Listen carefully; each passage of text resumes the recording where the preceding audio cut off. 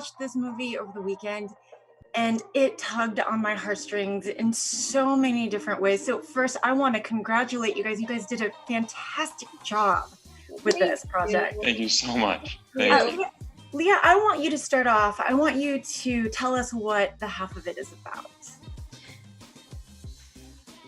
Well, the half of it is about Ellie Chu, who's this shy, internally rich, but kind of externally removed from society character who writes papers for people at school. And it's normal everyday life for Ellie, but she is approached by Paul Munsky, who is played by the lovely Diemer, and coerced into writing a love letter to the character Aster Flores, lovingly played by our ALEXXIS LEMIRE. And that is when the beginning of the end happens. They all go from there, and you see this coming of age story, coming of friendship, and coming of romance and self story as they all navigate through this letter writing. Talk to me about that $1,000 check that you wrote to get this project completed. Yeah, honestly, this is a little bit embarrassing, but it turns out that I'm just motivated by external pressure. Knock on wood, I've actually never missed an externally imposed deadline. I think that's part of why studios like working with me is I always make my deadline. But somehow when it's my own thing, I will let that thing slide for years. and finally, it just got into this place where I realized I was going to have to take a different gig that was not my own. And it was this thing, I was like, it's ridiculous. It's been so many years since my first film. I've never written something just for myself to direct. And so I just had to find a consequence I could not live with. And I could not live with myself if I end up as a donor for the NRA. There's just no way. So that's when I was giving myself 5 weeks, writing this check, giving it to one of my best friends, CJ, who's a butch firefighter, only person who absolutely would send that check in because she gave her word. And that's how I got that sucker written. So yeah, I gave it. Talk about high stakes. You definitely upped the game on this one. Alexis and Daniel, I want you guys to talk to me about, there's so many themes, but which ones actually struck you personally? I think it was this idea of platonic love being such an important part of growing up in high school. I think, and through that, learning to grow with yourself and with the people that you love and care about, because I think so often the focus is on romantic love, which of course is a beautiful, beautiful thing in and of itself. But to be able to actually start thinking in different ways and starting this conversation in different ways of trying to be okay, how can I support my friends as best as I possibly can? How do I grow with them? How do I love them? And how do I love myself through that friendship? And I think that was such a beautiful part of it that really connected me with the story.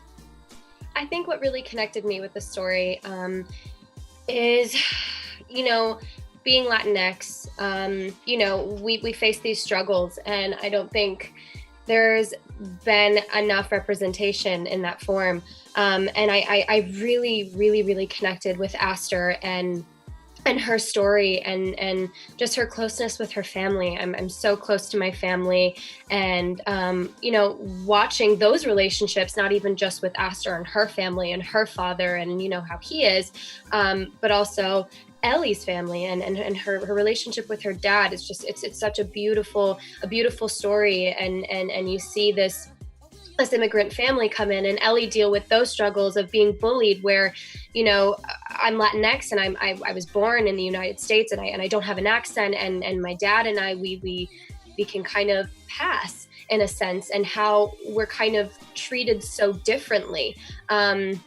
And dealing with those topics is really difficult, but Alice did it in such a beautiful and detailed and ironed out way that it strikes me every time I watch the film. I mean, I've watched it too many times. I mean, each time it just I get emotional even thinking or talking about it.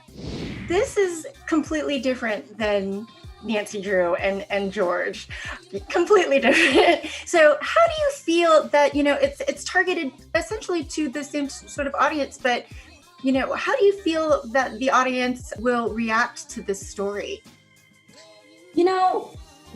George and Ellie are very, very different. George being the character on Nancy Drew, Ellie obviously being the character in The Half of It. I feel like if the two were ever to get together, it would be like a duck and like a moose because they are just so different. But I think they'll draw a lot of similarities too. You know, George is a very responsible character who takes care of her family. And, you know, in the Asian culture, family is huge. We take care of her. Shout out. And same with Ellie. You know, there's a lot of family aspects to this where, similarly like George, you see them kind of move in a way that is not as loud or obvious verbally, but it's a lot of silent things that they do for each other that I feel like both of the characters really do. I think it'll be interesting for people to see this black lipstick character and then Ellie who's wearing glasses and a ponytail. I hope people can kind of separate the two as well. The Half of It is now streaming on Netflix. Please go out and watch it. You guys, thank you so much for joining me. Thank you so much. Yes.